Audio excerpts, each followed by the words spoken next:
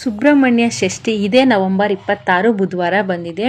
ಈ ದಿನ ನಾವು ನಾಗಾರಾಧನೆ ಮತ್ತು ಸುಬ್ರಹ್ಮಣ್ಯ ಸ್ವಾಮಿಯ ಆರಾಧನೆ ಮಾಡೋದ್ರಿಂದ ಮಕ್ಕಳಾಗದಿರೋರಿಗೆ ಸಂತಾನ ಭಾಗ್ಯ ಆಗ್ಬೋದು, ಮತ್ತು ಸತಿಪತಿ ಕಲಹಗಳಾಗಿರ್ಬೋದು, ಮತ್ತು ಇನ್ನು ಯಾರಿಗೆ ಮದುವೆ ಭಾಗ್ಯ ಇರಲ್ಲ ಅವರಿಗೆ ಮದುವೆ ಆಗುವಂಥದ್ದಾಗ್ಬೋದು. ಇದನ್ನು ಆಮೇಲೆ ಚರ್ಮ ರೋಗದ ನಿವಾರಣೆ ಮತ್ತು ಕುಜದೋಷಗಳೇನಿರೋದು ಅದೆಲ್ಲನೂ ಸಹ ನಿವಾರಣೆ ಆಗುತ್ತೆ. ತುಂಬ ವಿಶೇಷವಾದ ದಿನ. ಈ ದಿನ ನೀವು 3 ನಾಗರ ಕಲ್ಲಿರುತ್ತಲ್ಲ ಅಲ್ಲಿ ಹೋಗಿ ನೀವು ಪೂಜೆನ ಸಲ್ಲಿಸಿ ಬರೋದ್ರಿಂದ ಈ ಎಲ್ಲ ಸಮಸ್ಯೆಗಳಿಂದ ದೂರ ಆಗ್ಬೋದು.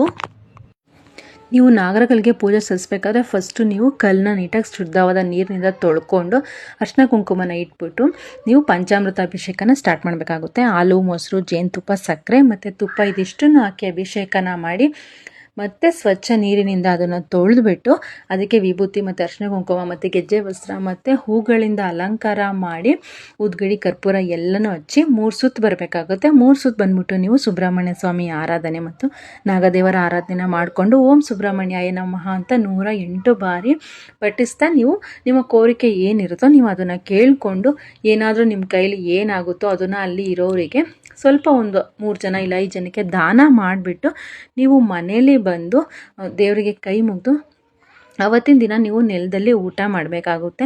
ಇದಿಷ್ಟನ್ನು ನೀವು ಮಾಡೋದ್ರಿಂದ ಷಷ್ಠಿಯ ಪೂಜಾ ಫಲ ನಿಮಗೆ ಸಿಕ್ಕಿ ನಿಮಗೆ ನೀವೇನು ಸಂಕಲ್ಪ ಮಾಡ್ಕೊಂಡಿರ್ತೀರ ಅದು ಈಡೇರುತ್ತೆ.